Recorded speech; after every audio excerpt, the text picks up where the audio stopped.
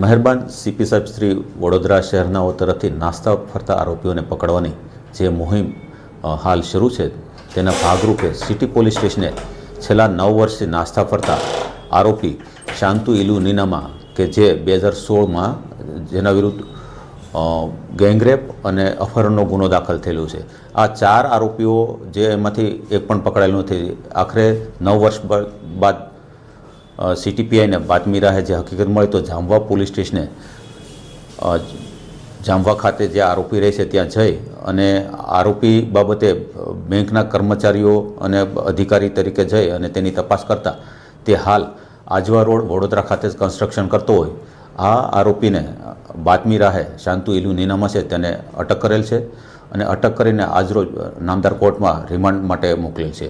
અન્ય આરોપીઓ બાબતેની પૂછપરછ કરવામાં આવેલી છે અને આરોપી વિરુદ્ધ પૂરતા પુરાવા લઈ અને અન્ય આરોપીઓને પણ પકડીને નામદાર કોર્ટમાં ચાર્જશીટ કરવામાં આવશે. ઘંટી છે તેમને ક્લિક કરો જેથી અપડેટ ન્યૂઝ તમારા સુધી પહોંચી શકે.